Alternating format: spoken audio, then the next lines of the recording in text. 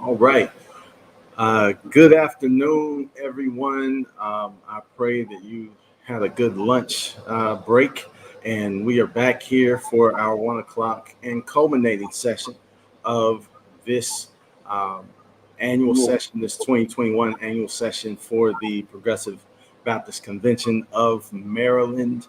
And so I certainly welcome each and every one of you to this session, and I pray that something is shared during our time together that will encourage, equip, and bless each and every one of us in a mighty way. We'll open up with a word of prayer and then we'll get down to it. God, we thank you for this opportunity to gather together. God, we just thank you for this time uh, of worship that we've had over the past day and a half. We thank you, God, for the voices we've heard and the lessons we've learned. And we ask now, God, that you would breathe on this panel discussion, that it might be fruitful and that it might encourage someone. We thank you in Christ's name. Amen. Uh, amen. We certainly grateful once again to be here with you, and I am grateful to have with us our panelists for today who are going to uh, share with us from their own experience and from their own insights uh, of really what now? What are we to do now? What's next? What are our next steps as we are going through this pandemic? What does all this look like? I will say that we have some great and some insightful individuals on this call today, and I'm grateful for each of them and their willingness to serve. First, we have the Reverend Dr. Orlando Jermaine Bago, who is the pastor of Centerpoint DC. He is a preacher and a community activist in many ways. And I believe that he will bring some great insights to our conversation here. Um, in addition, we have the Reverend Dr. Kevin E. Donaldson, who is the pastor of the Mount Pleasant Baptist Church in Herndon, Virginia. He is a prolific preacher and scholar, as well as a person who is very engaged in the community and and will serve us well this day. And then finally, we have Brother J.D. Hollingsworth, who serves as the Minister of Worship Arts at the Second Baptist Church Southwest in District Heights, Maryland. And we are grateful to have him here with us today as well, as one representing the worship arts side of what we do as church. And so, first off, just greetings to each of you, and good to see you in the virtual space today. Let's see. So we'll get started. I just kind of want to have this kind of informal conversation, and I'll just throw this first question out there. Really, here we are in the midst of this pandemic. Um, there's racial tensions going all around with whether you're Black, Asian, Hispanic. There's a lot. Um, Not to mention, of course, COVID-19 and what all that means. Have you ever experienced anything close to this in your ministerial life and career? Um, I think the only thing, I mean, I don't think anybody has ever experienced anything like this. I pastored for 10 years in Louisiana, and as you know, Louisiana is now preparing for another hurricane. Well, I pastored in Louisiana when Hurricane Katrina and Hurricane Rita landed in Louisiana. Hurricane Rita actually landed in the city of Lake Charles, where I pastored.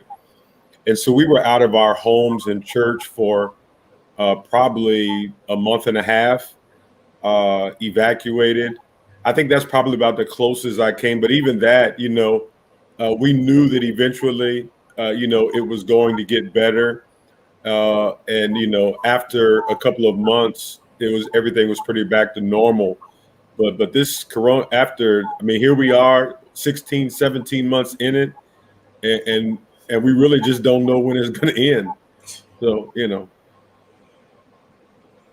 Yeah, I would add, pastoring now for 12 years, been in ministry for some 22 plus years.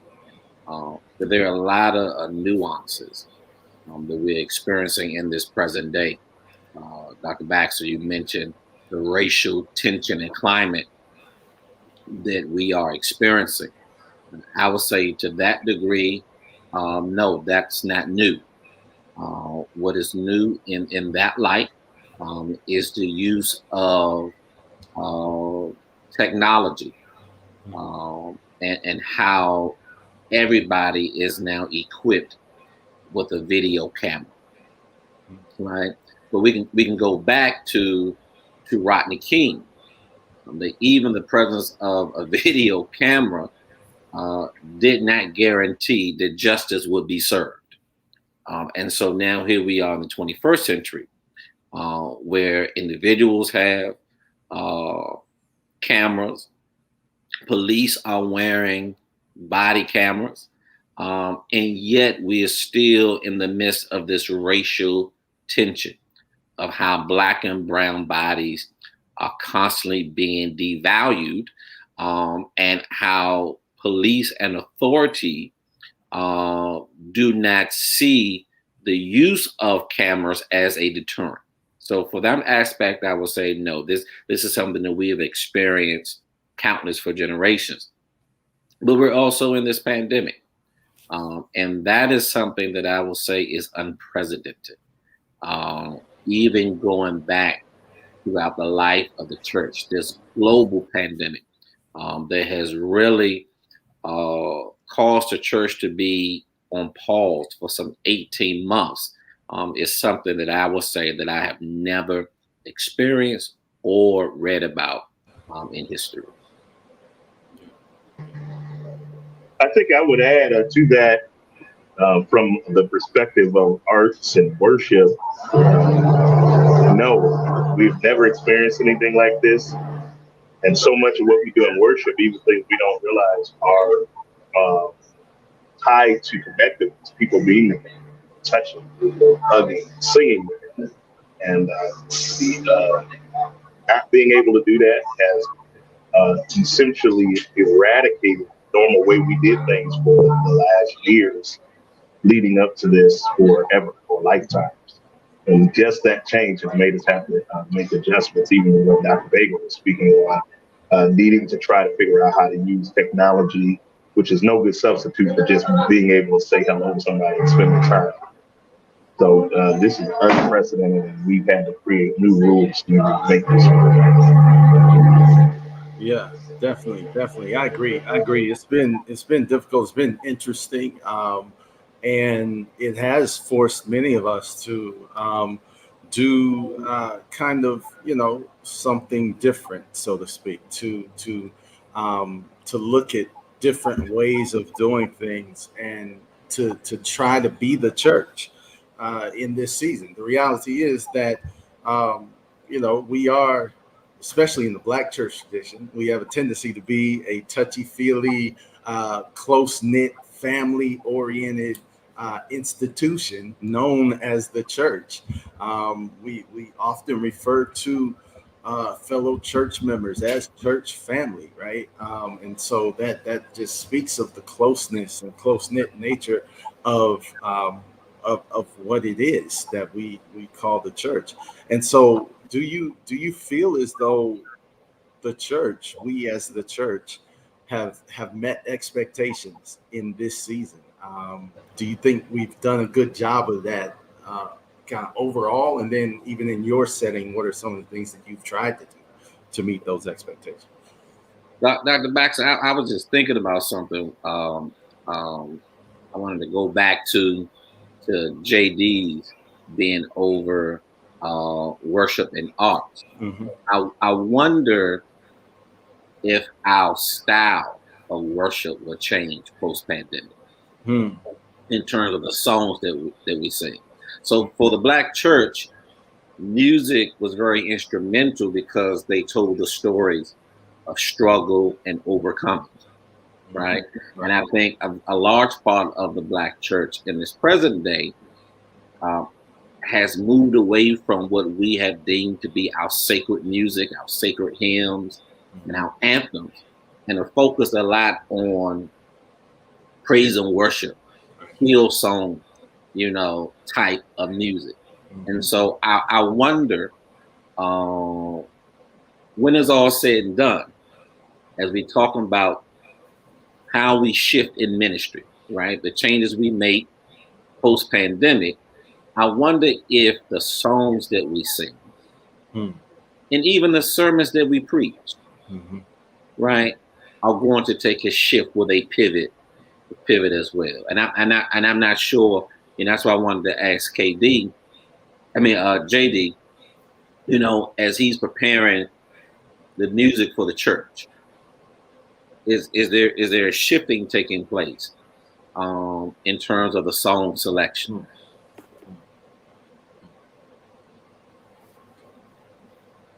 I think he's on mute right now. Let me see. Get him. There we go. We got a lot to say, but he on mute. I know he's on mute right now. So We can't hear you. Stop. JD, we Stop. can't hear you. We can't hear you. You just look at stop. We can't hear you. But so we'll continue on, and if we can get his mic to work at some point, we'll go back. I see what y'all are saying now. Yeah, you are on mute. Go ahead. You wouldn't think I was a technology guy. To your question, Dr. Bagel, that is the question. That's the question. I was saying that I was on the line earlier this week with Dr. Jimmy Abington. Most all of us would know him. And our discussion was largely around that topic. How do you keep music accessible in this environment? How do you bring the music in a place where it can be enjoyed?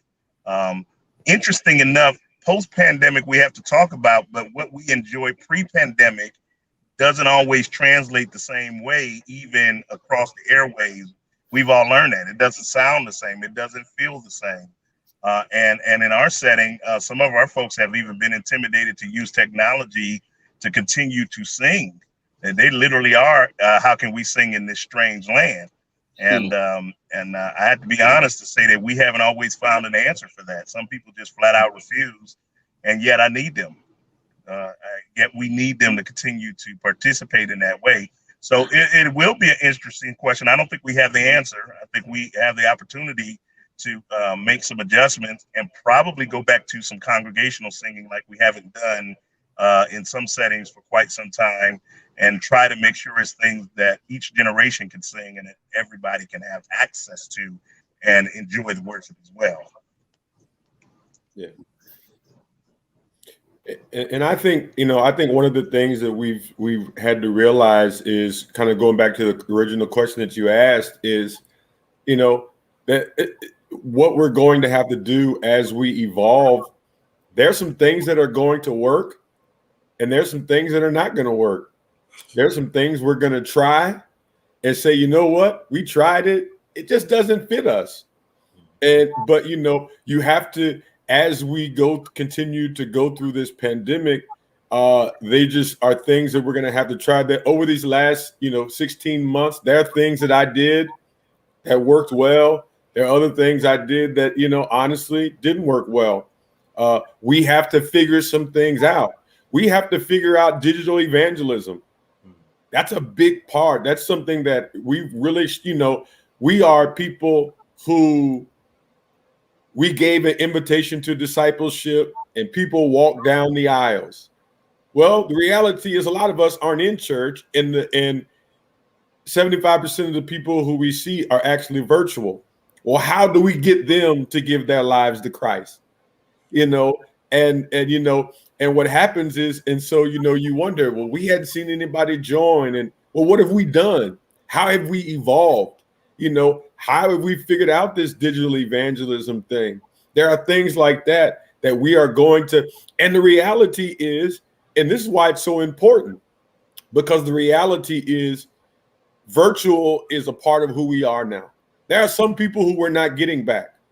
There are some people who, even when this pandemic is over, are not going to come back into the physical church.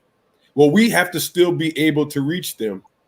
We still have to be able to witness to them.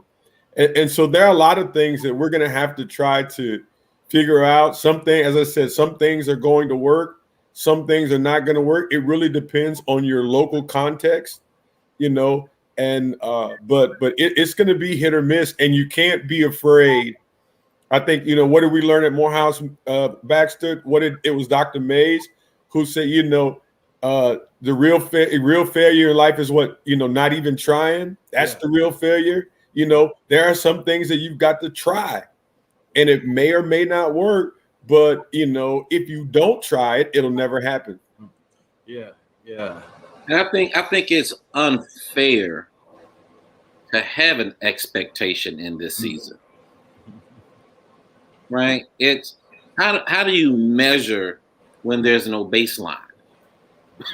Right.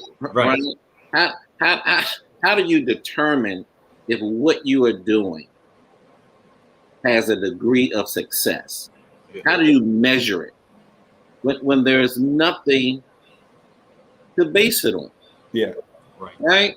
Yeah. But the problem with that is, this is the problem with that is, we understand that, but our people don't necessarily understand that concept, because they want to know, what are you doing? They want to know, what is it that, how are you going to grow this church in the midst of a pandemic? We ain't see nobody join in the midst of we're in a pandemic. What do you know? But that's where their mindset is, because we put so much emphasis. And listen, we can't blame just the pew, because even from the pulpit, we put so much emphasis on budgets, buildings, and bodies, and that now it's coming back on us. Right. Yeah, and that's really the thing, I think, and I agree with you, Pastor Bago, this idea that there really can be no real expectations, because there is no baseline. There is no reference point for us to even say this is successful in a pandemic, this is unsuccessful in it's trial and error. And I agree that it's a challenge, and I think that disconnect between the pulpit and the pew is something that we all have to reconcile with. It's the fact that we've got to figure out a way to bring the people along with us as we are trying to navigate these uncharted waters, because it's real. It's real. It's different. It's challenging. I remember one of our colleagues here in Maryland, I think it was Pastor Maurice Watson. He said that he's having to reconcile with the fact that he is now having to shift to being a virtual pastor with a physical church plant. That basically the virtual is what you're kind of building your worship experience around. And the folks that are in the physical place are kind of like onlookers of this virtual experience. And that is challenging for me, because I'm like, but yeah, we're the church, and I want to feel church when I'm in church. Yet at the same time, I know online we can't do but so much churching, because at some point they're gonna check out, they're gonna tune out, they're gonna log off, what have you. And so so now it's like, don't touch your neighbor, touch your screen. Right. Yeah. Touch your screen. Right. Give me virtual praise. Yeah. Like this point. Every time you hit the like button, you giving me a clap. And so it is almost learning over again. Yeah. Yeah. Right? You are in essence reshaping, reforming, reimagining how you do worship in this virtual space. Now, here's the opportunity, because there are some that when they return to their buildings will abandon their online presence. Yeah. Yeah. There's going to be this void that is left in the digital space. And so there is an opportunity for those ministries that are forward thinking and creative to really build out an online church. Yeah. And begin to reach those masses of people, right? On Sunday, when we first started in the pandemic, everybody's broadband was crashing. Oh, yeah. Yeah. Right? And so you found churches that were adjusting their worship times on Sunday from the 11 o'clock hour where most people was going to worship because everything was crashing. Yeah. So they would go to a o'clock, or they went to a 12 o'clock to try to get more bandwidth so that people have access. Well, the same thing is going to happen. That I believe that when the day comes when people return to church, to the church building itself, right? There'll be some ministries that are going to abandon their social media presence. Yeah. And that creates a real opportunity of how you begin to advance the gospel more globally, and in a very unique type of way for the churches who remain in the digital space. And that does not mean that all you do is set up the camera and broadcast your Sunday church from inside the building. Right. Yeah, it's thinking through all of those moving parts, and I'm sure Brother JD has something to kind of jump in on with these moving parts of the worship. Just talking about the worship service itself, right? We'll talk some of the other stuff we do as church in a minute, but just from a worship standpoint, what are these moving parts like? JD, you got something to add for that? I mean, one of the, to be honest with you, one of the big pieces that we're working through now is a new mandate on my part that I've given our experts. We all have had to hire or otherwise had experts anyway in sound and in video and in et cetera. We've added a technologist to our team, someone who is just excellent with computers and can figure out what's going on. He doesn't even live here. He lives in Atlanta, believe it or not. But part of our mandate has been to make sure that everything that we design in terms of how we implement just the things that carry the worship. You talked about the bandwidth, and of course you have all kinds of equipment, but making sure that it's not such that a volunteer can't come and learn it and do it well quickly. That's a design question as much as anything, and it is intentionality. So much so until I've been out of the church for a little while, for a few weeks because of a life change, and I called over there, and Dr. Baxter was over there on the cameras switching things when somebody else was preaching. I said, "That's what I'm talking about." Where even the reverend can get it, switch a camera. Just beginning to think about how important technology has become, thinking through even to the extent that once we re-enter, we still have to be safe. And depending on the age and the type of congregation, we have a mixed congregation at Second Baptist, but there certainly is skews older in some ways, and we have to be conscious of the fact that they're in the risk category. And we're trying to figure out how and when to gather, how large the groups should be. Do we sing where we're projecting well beyond that 6 feet with breath and droplets? Things that we never had to think about, but it's the mechanics of worship in terms of personnel, in terms of equipment, terms of what are the rules. Do we take everybody's temperature? That's something that we've all had to deal with, and certainly at Second Baptist, if you enter there for worship, somebody's going to take your temperature and ask you the key questions. These are things that don't feel worshipful, but are very necessary for effective church and for worship, and it's a part of the plan. And on and on. That's just touching the tip of the iceberg. Yeah, I agree, and I know Pastor Donaldson, I know you have returned to in-person worship. Pastor Bagel, I don't believe you have, right? Okay, so Pastor Donaldson, what was that process like, or what has that process been like for you? We immediately, probably about a month in, I put together a team of people in my church, which included a few experts. We just so happened to have a brother in our church who actually is a kind of an expert. That he did this for the military and the government for years, working with diseases and different things like that. So we put together a team and we began the process of looking at what we needed to do and different things like that. And so we put together we had a plan all along. We even, spent a lot of money doing some different changes as far as the exhaust system and all of that stuff.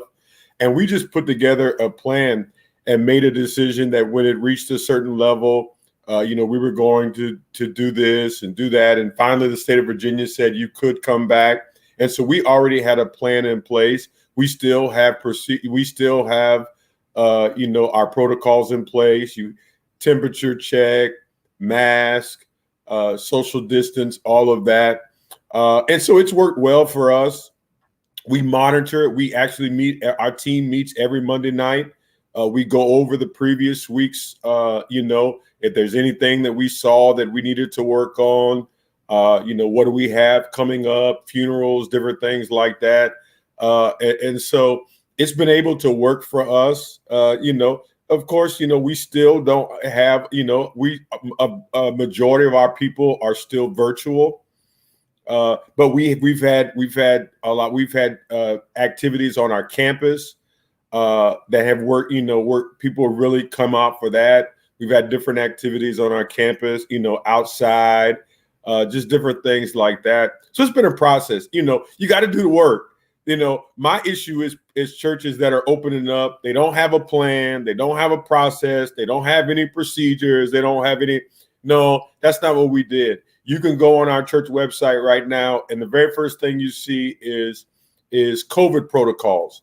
And we have listed everything, what happened if even somebody were, to get COVID and be in church. We have all of that down on paper that every one of our members knows they can go and look at and read. So that's just what we've done. We've been able to put together a plan and a process, and it's worked for us. Wow. Good. And I know, because I know at one point you I think they had even put up plexiglass in your sanctuary, right? Oh yeah, it's still up. I mean, that's not that. Okay. I mean, as much as, and I really don't, I'm not a big fan of it, but if it makes people comfortable, so be it. We have plexiglass around the pulpit area, and then we have plexiglass in the choir area. And so, like I said, aesthetically, it's not the greatest thing, but as I said, it makes people more comfortable. And if that makes them more comfortable, then it's just, as we talked about earlier, it's just one of those new things we've got to live with. Yeah. Can I ask a quick question, just to jump in? Dr. Donaldson, what's happening with y'all's thinking because of the Delta variant? Our protocols are in place. They whether it's the Delta variant or whatever it is, we have the same protocols. So it's not anything. We took a church survey. 90% of our church is vaccinated, and the reality, even with the Delta variant, I believe vaccinations work. people who are getting, yes, you can still get COVID if you have, if you've been vaccinated. But the numbers say the people who are getting sick and going to the hospital and dying are the unvaccinated. And so because we had, our church said, like I said, we have up to 90% vaccinated in our church. We just felt we had put together the protocols. If we follow the protocols where we, there's not an option of whether or not if you want to wear a mask. No, if you're going to be in our church on our property, you've got to wear a mask. You've got to social distance. You've got to take a temperature check. And so we really haven't deviated too much from our protocols, even with this new Delta variant.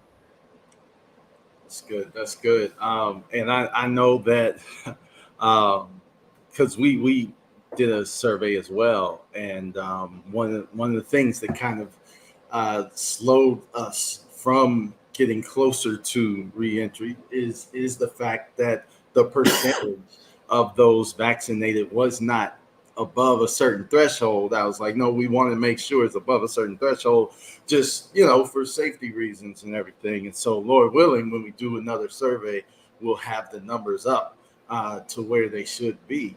Because I think that's important. Now, I'm interested, Pastor Bago, to hear your take on all of this. Yeah, so there are two reasons why we have not returned to in-person worship. The first reason is because during the pandemic, we lost our lease. So it forced us to really begin to look at how we do ministry in this online setting. Second reason why we are continuing in online worship, because we too took a survey, and majority of our members said that they're comfortable watching service online. Right. So we were not in a rush to secure another location, in order to meet a demand, so to say, of returning to in-person worship. But what we did do, however, like Reverend Donaldson, was we built in these monthly fellowships, so that people could at least drive up, drive through, drive back, right, to various events. And so whether that was to pick up Easter things for the children, or to pick up food items that we have purchased and bagged for seniors. Now on Communion Sunday, we secure space in a restaurant. And so we allow our members to come in. If they wish to stay and eat at the restaurant, they can eat at the restaurant, or they can take their meal to go. And so because we understand from a mental health perspective, the impact of isolation, particularly upon seniors, but it's also impacting the entire home. And so we wanted to make sure that even in this virtual space, that we are continuing building in-person fellowships that still have safety protocols in place. And so those are the two reasons for us. But what it has caused us to do is realign our budget. Because as JD says, we don't necessarily have the expense. When we initially started and we created what was known as Couch Church, it's in my home and it's with the First Lady. And we sit on the couch, this couch, here's our backdrop. I got new curtains for church. That came out of the church budget. And we broadcast Sunday morning. Centerpoint Baptist Church presents Couch Church. And you can go back through our Facebook page and see the metamorphosis in our setup, right? From the couch to the pillows, to the curtains, to the painting, to the books, to the props, right? To the furniture, to how we dress, how we order out the service, right? All of that has changed or transitioned over the last 16 to 18 months for us. But we didn't have the expense, praise God, of a building that we couldn't utilize. And we didn't have the expense of a social media team. But now in the latter period of these 16 to 18 months, we have now incorporated pre-recorded music, right? So we now have to pay a praise team. We now have to pay a video editor, right, to do that. So that's how our budget has shifted. So our presentation looks better. Now there's a challenge because initially we were doing live, right? I'm preaching live on Sunday morning. Now we pre-record. And that is a challenge in preaching, right? I mean, one time we was pre-recording and my wife, God bless her soul, said, hold on, something was off. And it irritated me, right? I said, wait a minute, we can't quench the spirit like that. First of all, I don't want to be in this pre-recorded space. But if I'm in this pre-recorded space, if we singing off key, we just gonna sing off key. Ain't no retake,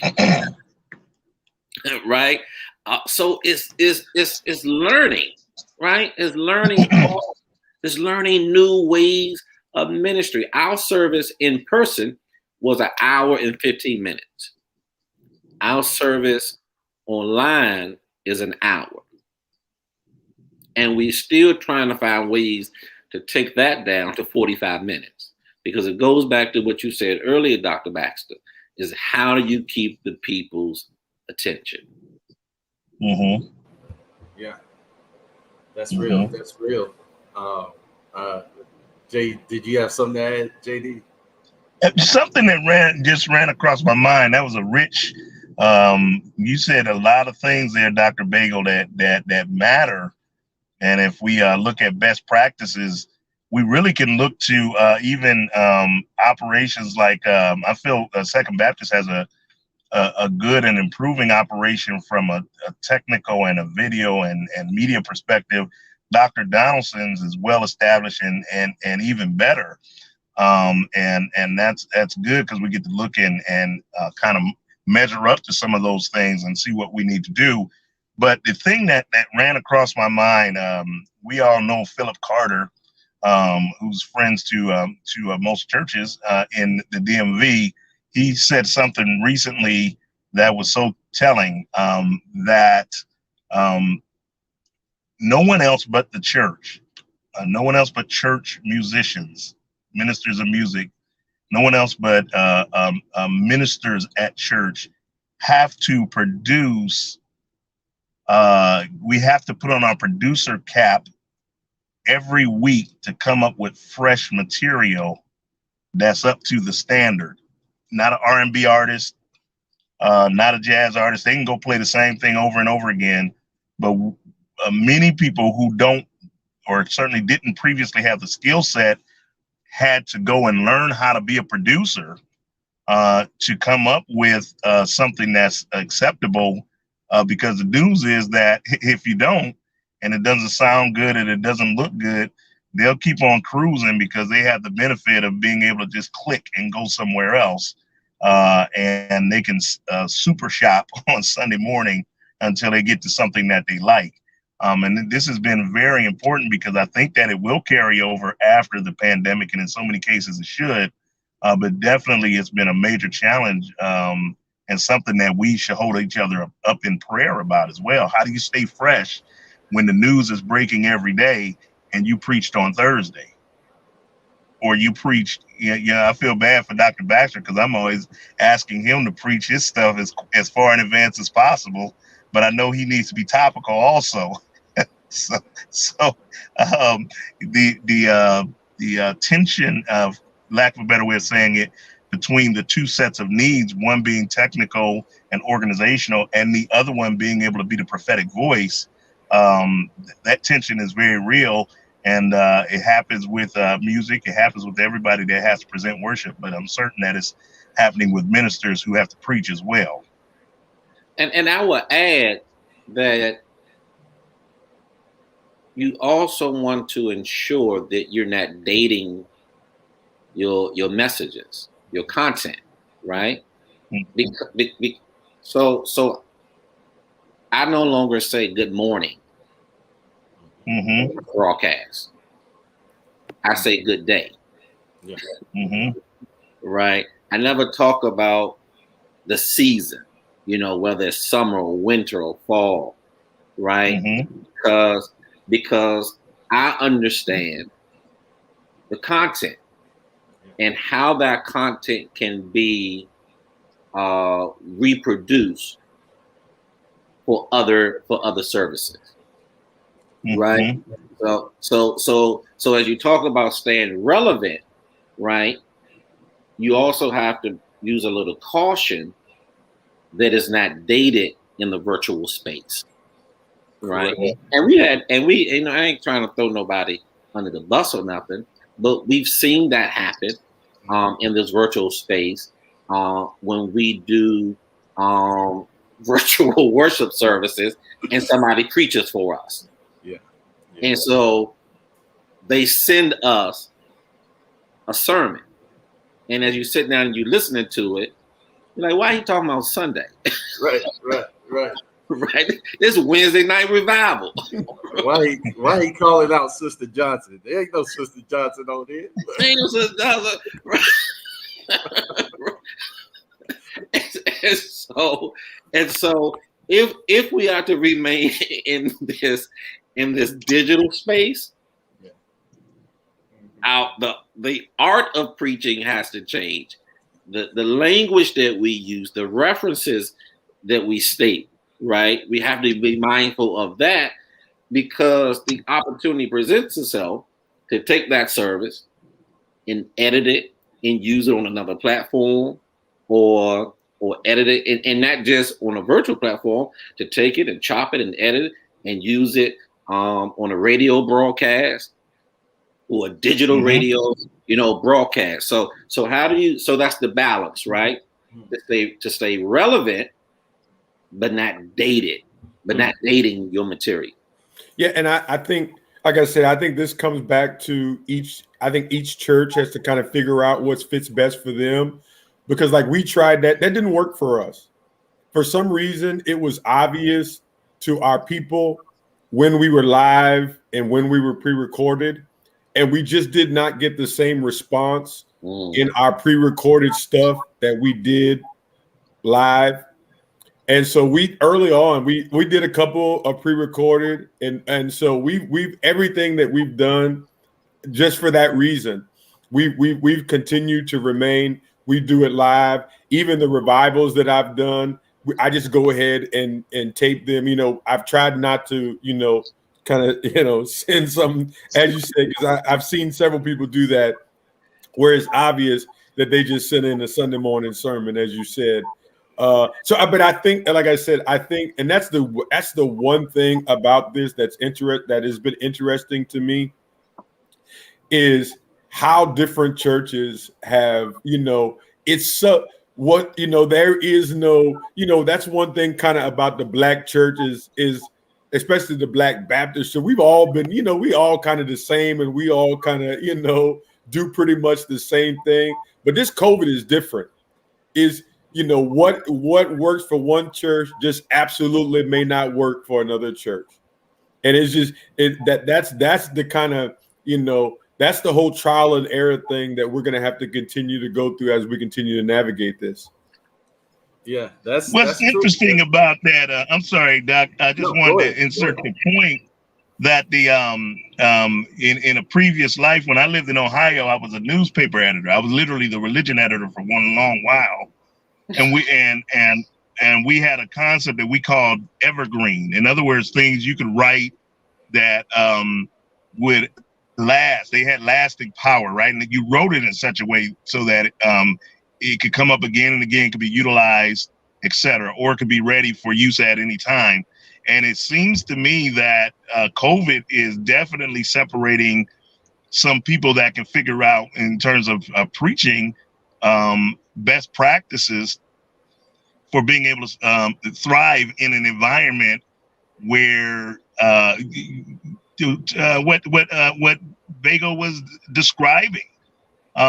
You're not quite sure where it's going to show up. I know some of our designs are such as that in terms of our media design at Second Baptist, making sure that wherever we need to use it, you can't always put your finger on how it got produced. Was it produced right now? Was it produced a week ago or a month ago? And that's by necessity, of course, but there's a place, I think, for at least thinking it out. Like, where is some seminary in the future will be talking about this kind of thing, I'm sure.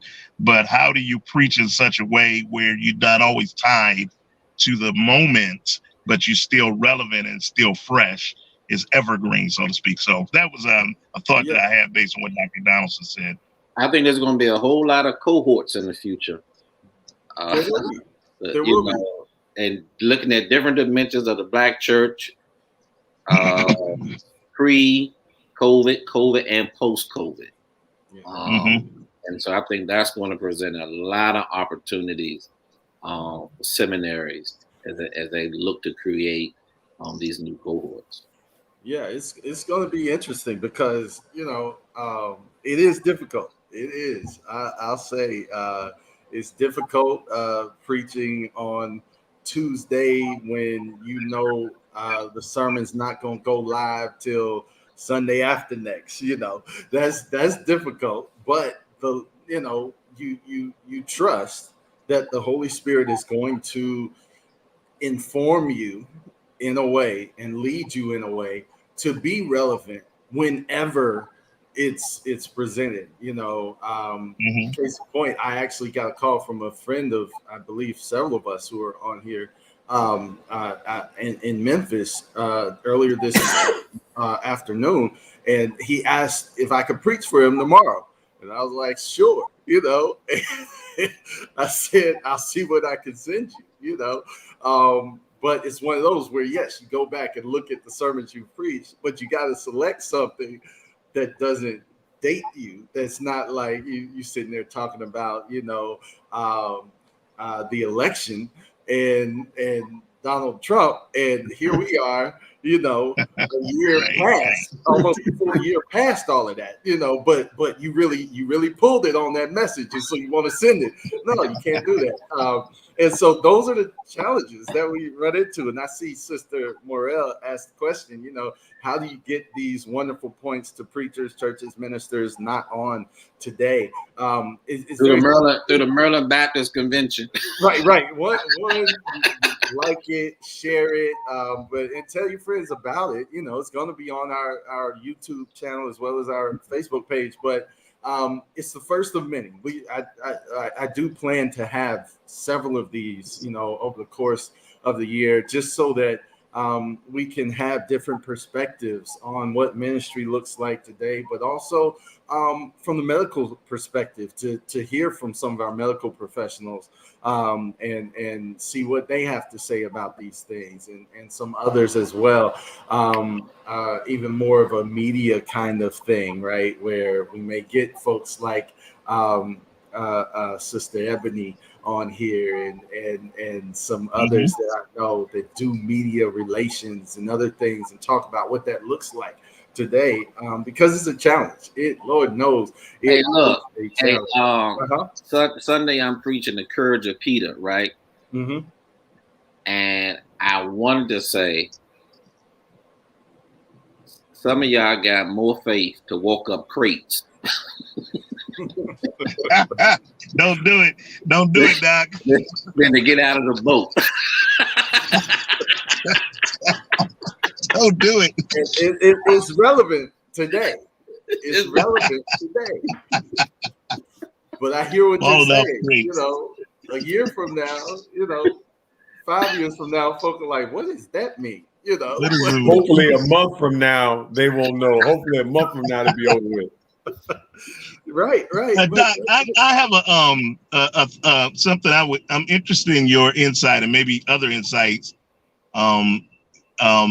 And you could take this or not, but when you mentioned that you have to preach tomorrow, and then of course you called me. I happen to be the person for us and with that team to make sure that you got your the files that you needed quickly, right? And the way that you needed to have them. It just has me thinking about, especially in this season, or maybe just asking as a question, how important is it to have a locked in relationship with the people that provide the support? I mean, of course, I think that musicians and pastors, ministers of music and pastors really have to try to be close and on the same page and have a correct relationship in order to deliver worship. But now that has also evolved into other deliverables, as we say in the business side of the world. Is this something that I know I enjoy that with my pastor, right? I enjoy that with Dr. Baxter. I want him to be able to call me at any time and know that he's going to get a responsive thing to happen to get what he needs to have. And that's been beneficial for us. I'm just thinking about that and how that is valuable for other ministers. Isn't it an important thing? Is it a best practice to be thinking about going forward for other churches that may or may not emphasize that within the convention or otherwise? I'll say that, and I'll let Dr. Donaldson jump in too, but I'll just say that I'm in full agreement with that. And to Pastor Bago's earlier point, part and parcel to that is ensuring that the funding is there for those individuals as well, because they are going to be doing a much more heavy lift than in the past, and you're going to be asking a lot more from them. I'm grateful that we have someone coming in now at Second Baptist that I've been able to kind of, I don't even know if he's realized it, but he's been on like this trial period for the last few months or so, and I've been able to kind of observe how he operates, how he communicates with people, how his workflow is, his efficiency, and I think it's the right kind of fit, because I think I do understand that relationship has to be there. Dr. Donaldson? Yeah, I think it is. I mean, I think there is no doubt that, not only just the music, does the pastor have to be in concert with the music people, but now, as you said, because of this new this kind of new season that we're in, also with the audio visual people and sound technicians, everybody has to I don't think ever, it has to be teamwork. And if it's not, you are not going to be successful virtually if everybody is not on the same page. That includes the pastor, that includes the music department, that includes the technicians, the audio visual technicians, and all of that. And the other component to that is, I've always had a good audio visual ministry, but the reality is they were pretty much all volunteer. We are going to have to start looking at staffing, and we're going to have to start looking at staffing, and even if that means changing up some of the things that we staff to put some more money in certain areas than maybe we had before. That's just a reality. It's just a reality. Even the fact, right now, one of the things that we're looking at now, and I actually got this from John Jenkins at First Baptist Glen Arden, is really looking at a social media pastor, somebody who literally is, on Sunday mornings when I'm preaching and teaching, or who's ever up on Wednesday nights, their job is literally to be this social media pastor. And I know some people say, well, that, why should we pay? Well, that's just the reality of where we are. And so what I'm having to do now is I'm having to evaluate my entire staff and, all the money that I put towards salaries, and say, in this new season, what is actually needed versus, what did we just have because that's just something we always had. Mhm. Reverend Donaldson, I got a job description up on Indeed right now Mm. for a volunteer social media minister. I ain't got no money. I ain't got no money to pay him, so that's why I volunteer. That's why I ain't getting no hits. Well, if anybody answers Reverend Bago's message, I can pay you. So Right. Yeah, that's cold blooded. Yeah, but it is so true. So right now on Sundays, my son O'Shea, really serves in that space. So he's the one who is interacting as the church, Right. in posting the sermon or the whatever the content is or whatever the preaching points or the scripture, right? Because people still need to feel a sense of connectivity, right? Now here's one thing I have noticed, that when it comes to asking people to, we say if you're a first time viewer, write in the comments FTV, right? First time viewer, right? Or we say during the call of salvation, if call the church, here's a church number. We have people on standby, right? Mhm. So what we have assessed is that people, although they're watching for the first time, are not putting in the comments FTV, and people are not calling the church the way we think that they should, right? And so what I began to assess was that is just as intrusive as it was when we were in the building and telling all first-time viewers to stand up, right? Or even people who were hesitant or reluctant in walking down the aisle, right? So now what we're going to do is we are looking at companies that have online forums. So we're going to drop the form in the comment section. First-time viewers or people who want to give their life will hit the link, and they'll go and it'll take them to the form on this website, and they'll put in their demographics, answer the questions, and then somebody will reach out and connect to them.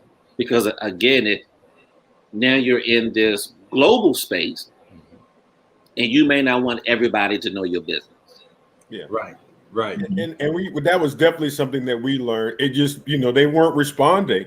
And so that was the whole digital evangelism piece that I talked about. So what we did, we actually included, so on Sunday, when we do the invitation to discipleship, whoever's running the church response will put the link in the thing, and it leads them actually to our church website. And on our church website, there's something that, if you want to get saved, all you have to do is click here, and it walks them through salvation, and then we can reach out to them. And, and even, I saw you asked about the win analysis. That's one of the things. I think it took us too long to get there. I'll be honest with you. It did for probably 12 months. We kept doing this every Sunday. If you want to give your life to Christ, right in the bar, I want to know Jesus. Right. I want to give my life to Christ. And nobody was doing it. Nobody was going to do that on the line. Yeah. And so we had to begin to think, okay, this ain't working. And the reality is, you look outside of I never forget, I went to a church, I think it may have been in Boston one time, and it was a church that wasn't an African-American church.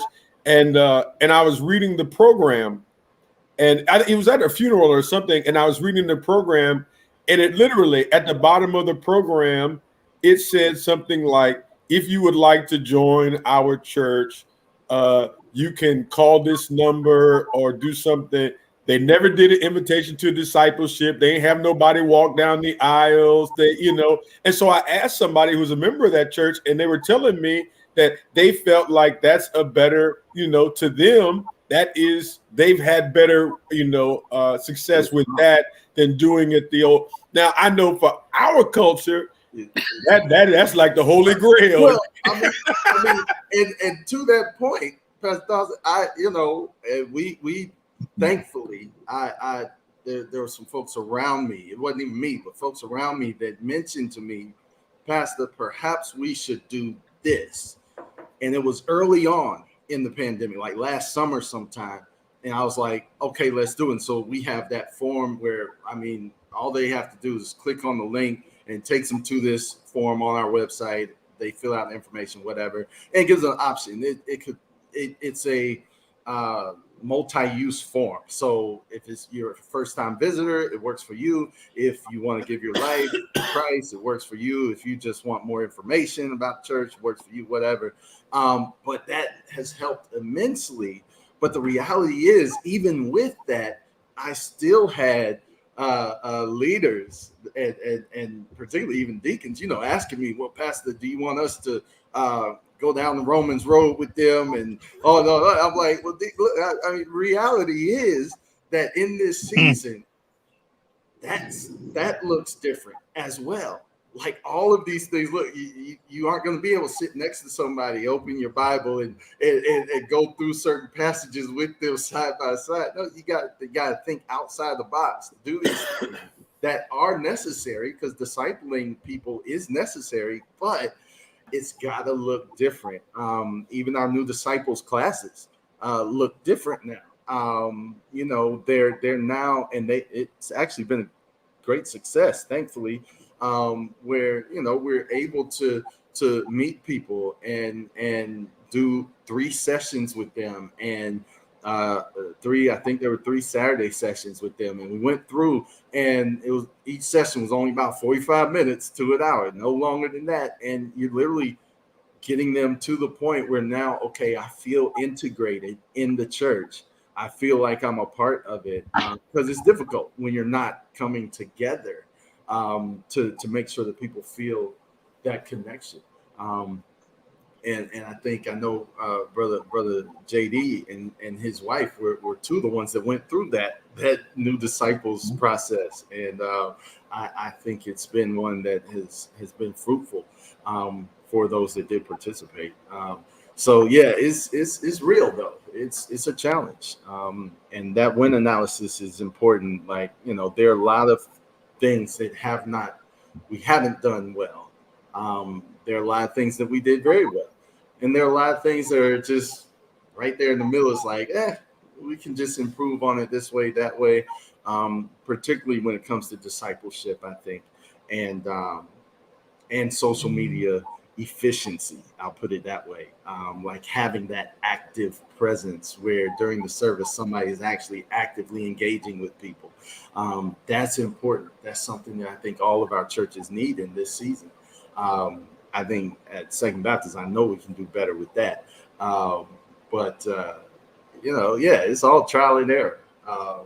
It's all trial and error.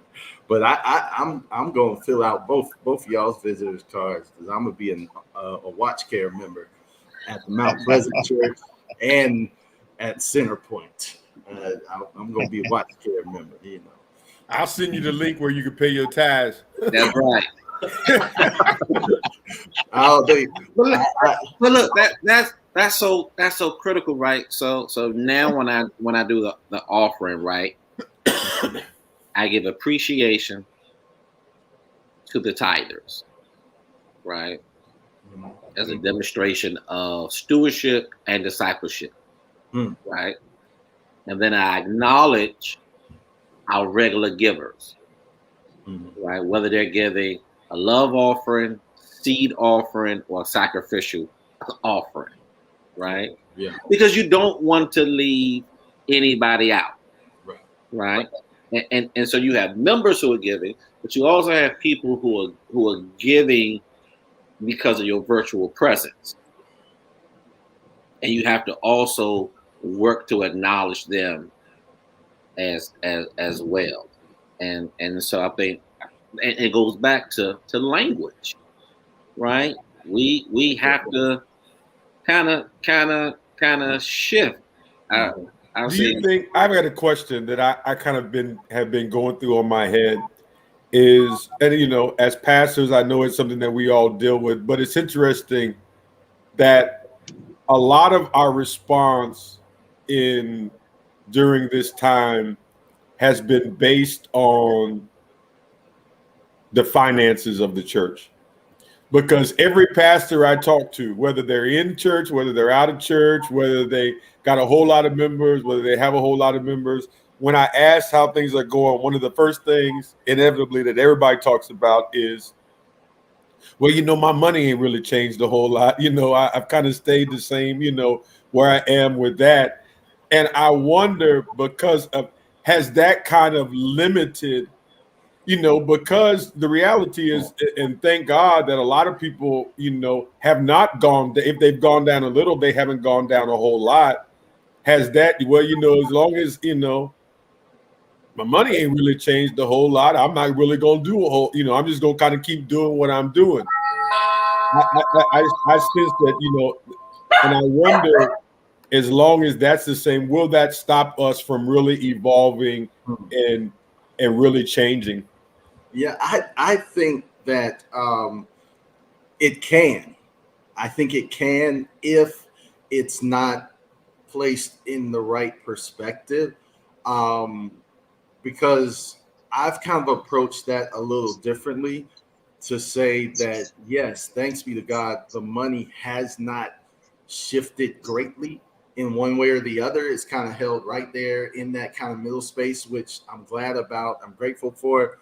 But what I say behind that is, because the money has not really shifted, then how are we now going to allocate these resources to be just as effective in other ways that we were when we were in person with everything? For instance, we said, okay, we need to upgrade our media stuff so that we can better deliver what we're delivering. Okay, we need to make sure that in the sanctuary we can clean the air that circulates through. So what do we need to do? How do we need to invest to do those things? Okay, we need to the kids are still going back to school, so how can we safely have a back to school drive with and this year, thankfully, we actually got more school supplies and helped more kids, things like that. So for me, it's more of a, because the finances haven't gone down, we need to just figure out better ways or new ways to do the same work, right? I would want to know whether or not the money has changed or the bottom line has not changed. There's a difference, because the bottom line may not have changed, although giving is down. Right. And the reason why the bottom line hasn't changed is because your expenses are down also. Right? So if I brought in $100 and I had $50 in expenses, my bottom line is $50. But if I'm bringing in $70 and now my expenses are down to $20, my bottom line is still $50. So what happens when the pandemic is over and we return to church, and now your expenses increase because now you bring it back, your music staff, and you bring it back, janitorial, or now your utilities have increased, but you didn't take into account. I want to hook something on. And in that same reference, Dr. Bago, I'm wondering, is money of course, it's a key currency. Are there other important currencies that have emerged during this period? Right. That's it's a conceptual question, but it could be an important question depending on how one answers it. So I'm wondering, from the pastoral perspective, do we have other currencies that we can be looking at, or that we should be looking at, particularly if the money has not changed a lot? Where are the other things we could be measuring where there are benefits or their currencies? Any thoughts on that? Yeah, human capital. Yeah. Right. Yeah. Your volunteers. Yeah. We have not really been able to assess the impact of COVID-related deaths in our congregation. Right. Right. Last year there were 500,000 people who died of COVID. This year is 100+ thousand. Mm-hmm. Some of them people are in our church. Mm-hmm. So I can't agree that my money ain't changed. Mm-hmm. Right? Mm-hmm. If members have died. Mm-hmm. Right? I can't agree that money hasn't changed when people decide to retire. Mm-hmm. Mm-hmm. Right? I can't say money hasn't changed when people die of regular deaths. You know what regular death is: heart attacks and strokes. That's regular death now. Yeah. Right?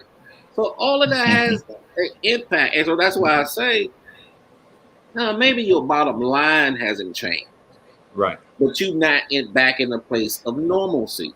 Mm-hmm. And what happens when we talk about human capital, and these persons may have survived COVID, but now they have medical challenges. And these are the people who were your greatest supporters, allies, or your volunteer base in your church. And so now they are not in a position to do it anymore. Or And perhaps I think they were employed and now they're unemployed. All those things. I think that's honestly, that's my biggest hindrance right now is human capital. I have a small group of people who have been really working hard, probably the last 9 or 10 months. As I said, doing the temperature checks, doing all of that every Sunday. But the problem is it's a small group. And honestly, it has been difficult getting more people to volunteer. And that group, and this is what we have to watch out for, because that group is honestly getting burned out. Yeah.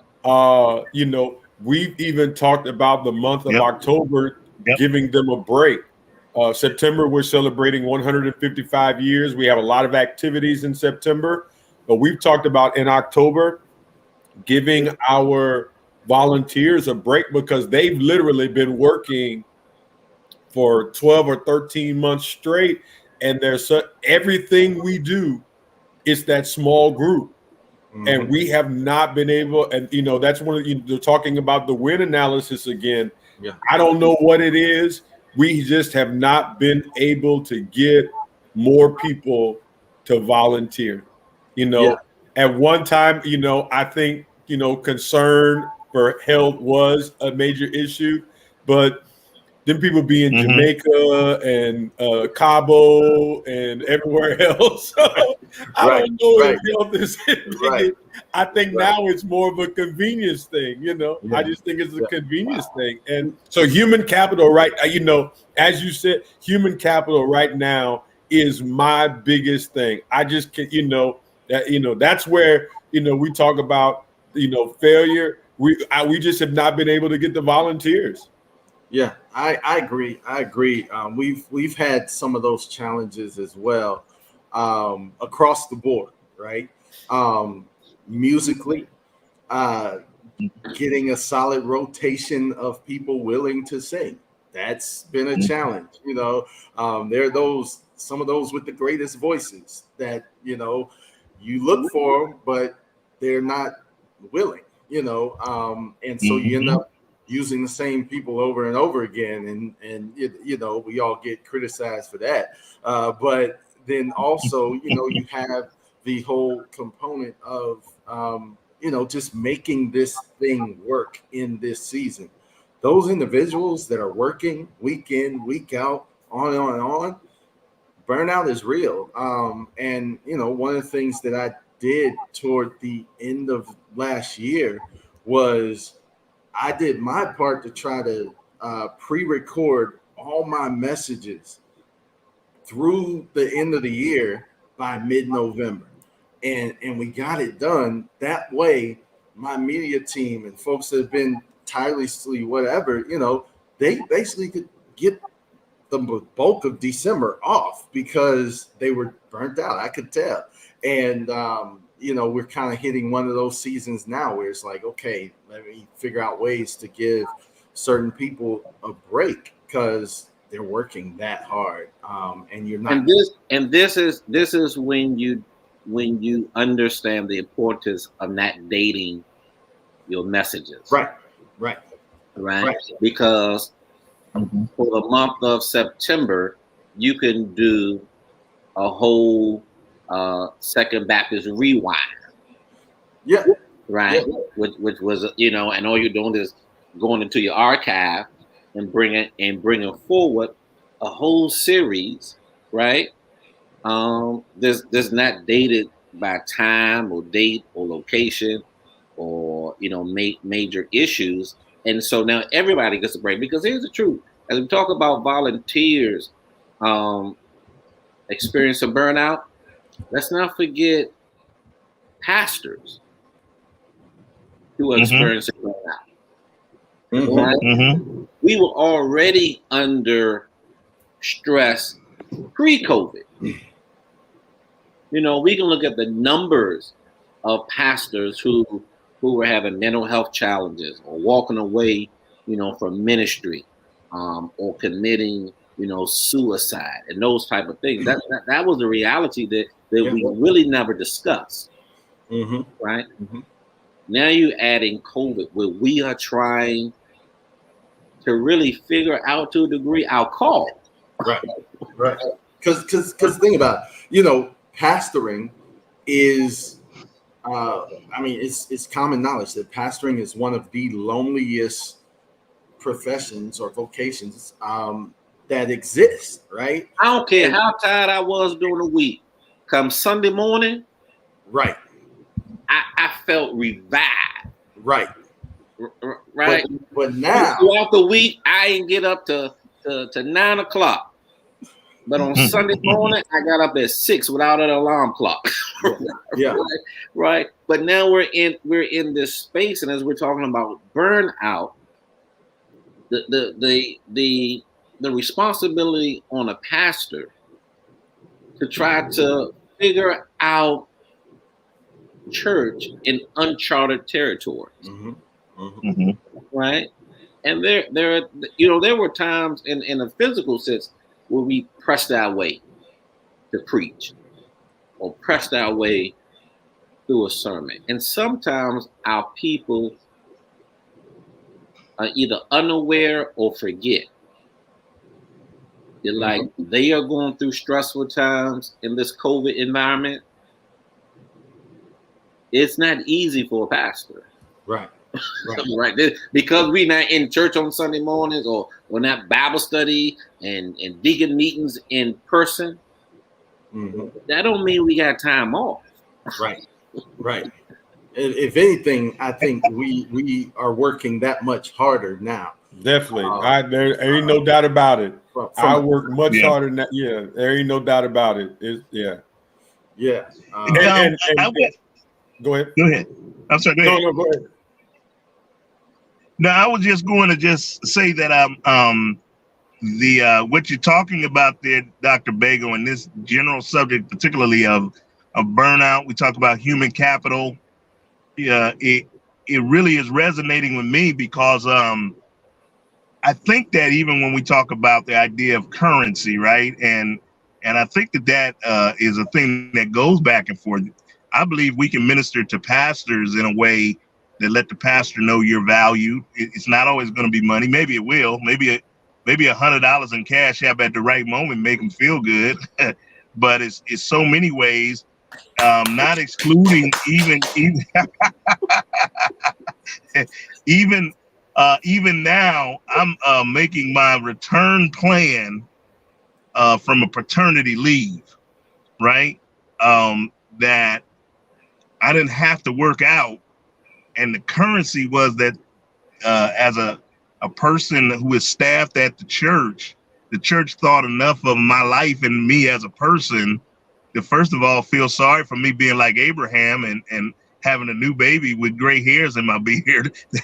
But beyond that, to say, hey, we're sensitive to what your life is probably going to need. Let's talk about how to work that out so that it makes sense for the church, makes sense for you. And that's been a joy. And I've been working on church stuff the whole time, but the relief of knowing that it wasn't the pressure that would be there had we not had the conversation, and it was initiated by the leaders of the church, right?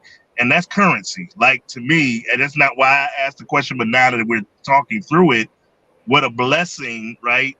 That current, that goodwill and that faith to something more than the tithe and something more than even the music and the gifts that we bring to the church. To that faithfulness to the relationship is currency, and it ties me to my church and to my pastor and to those leaders in ways that you just can't get without figuring out that this has value.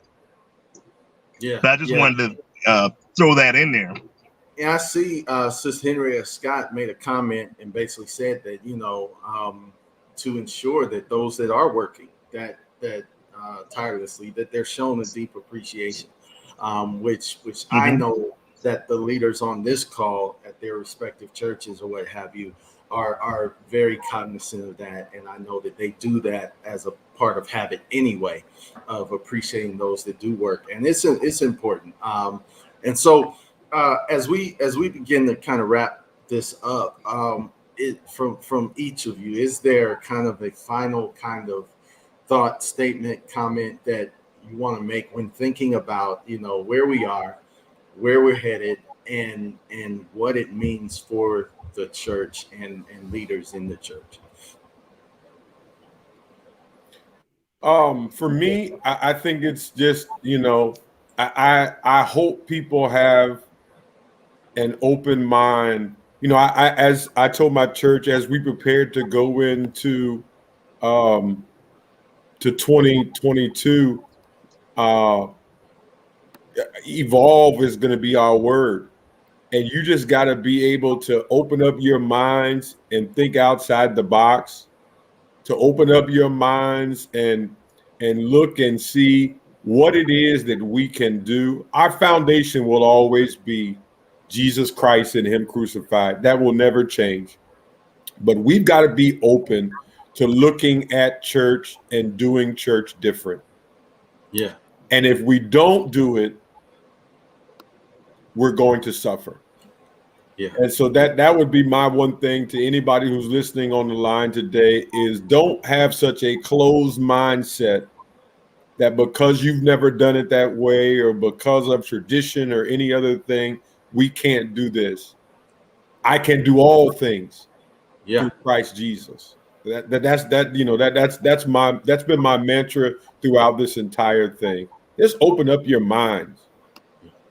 Yeah, and I'll just say to that point that it's important to do things differently. Like, we've had conversations, you, me, Pastor Bago, we've especially had conversations about what worship planning looks like now.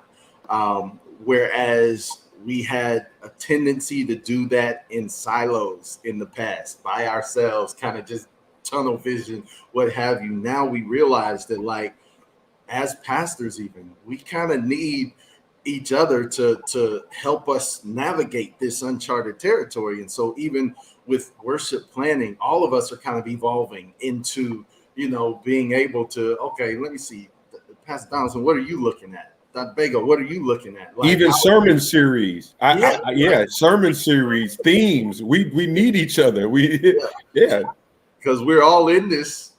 It's uncharted territory. So Dr. Bago, JD, what final thoughts do y'all have? Go ahead, Doc. So there's some predictions, and I think COVID-19 has somewhat expedited. There's some 2035 predictions. Year 2035, which is 14 years away. Mm-hmm. Some of the predictions deal with the world population will be, at 8 trillion. Electric vehicle will have disrupted the auto insurance. industry. The global internet traffic will grow to over 1,000 exabytes, right? Water will be the number one commodity. Islam will be the largest religion worldwide, right? Though, and I think we see some of that being expedited. So for the church,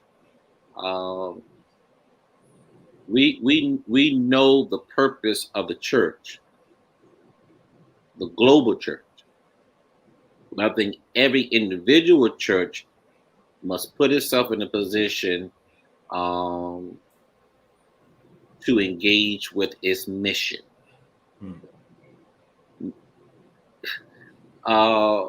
We are in the process of ending a 20-year unauthorized war in Afghanistan.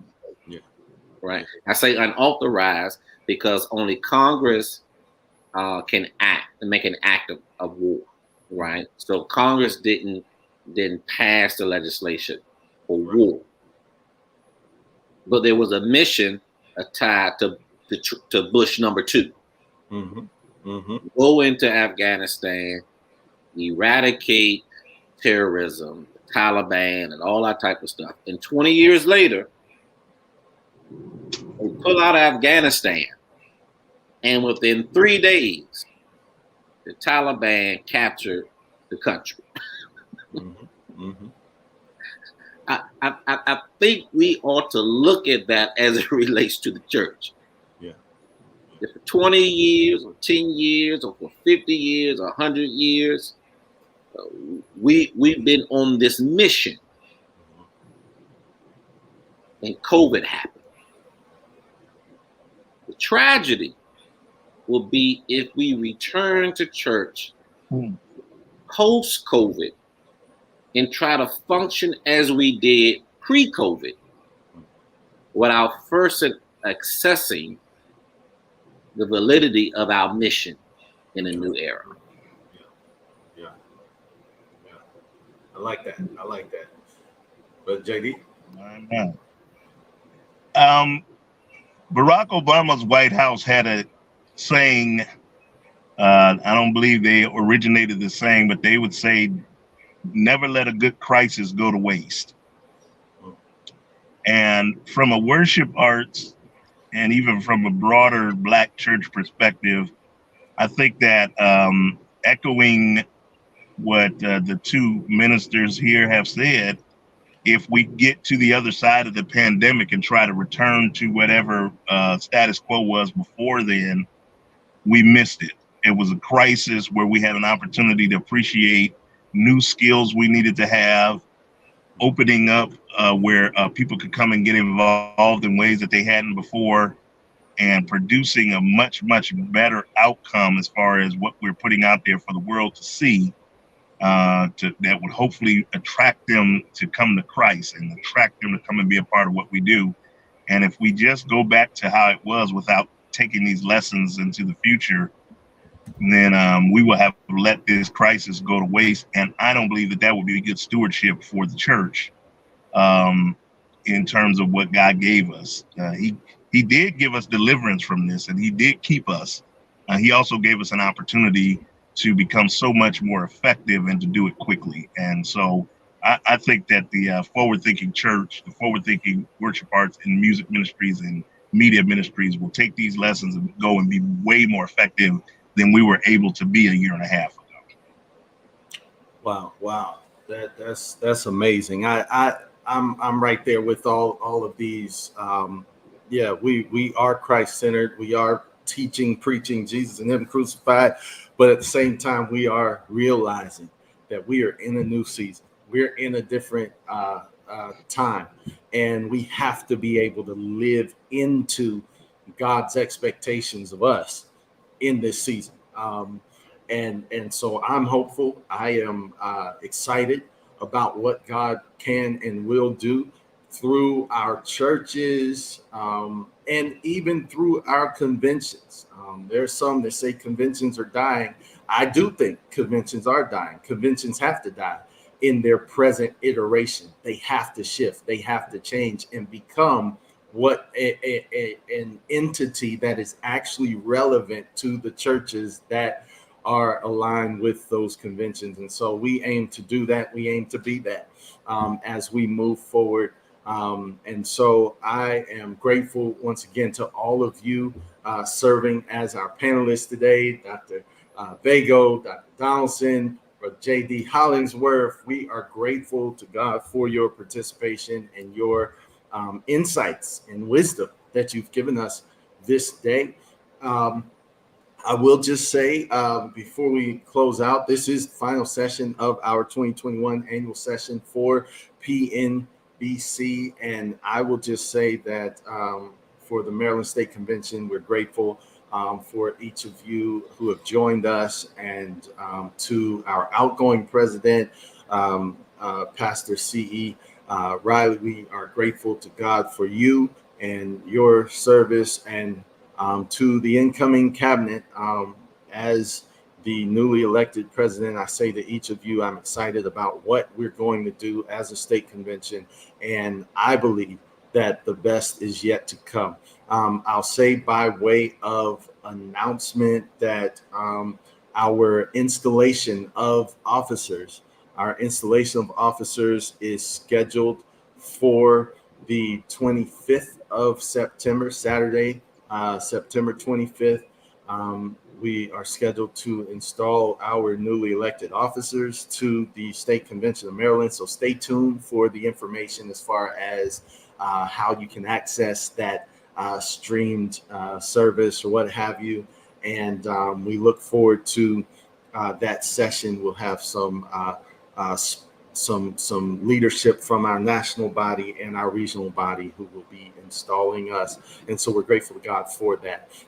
Thank you once again to all of you, our panelists, and God bless you to all of those who are jumping on and commenting. Thank you for your engagement throughout the services last night and today. And we thank you for all of those who have participated. So with that, we will pray and we will get out of here. God, we thank you for this time together. We thank you for what our eyes have seen, what our ears have heard, what our hearts have been made to feel. We thank you for this opportunity to have a meaningful conversation about where we are as your church and where we are as your disciples. God, continue to breathe on the works of our hands, the intentions of our hearts, the thoughts of our minds, and the words of our mouths. We thank you. We praise you. Be with us as we are apart from one another, that we might get together soon to share in the great things you have done. Thank you. We praise you. In Christ's name we do pray. Every heart said, amen. Amen. Amen. Thank you. This annual session is closed. God bless you all, and we will see you soon, probably virtually. All right.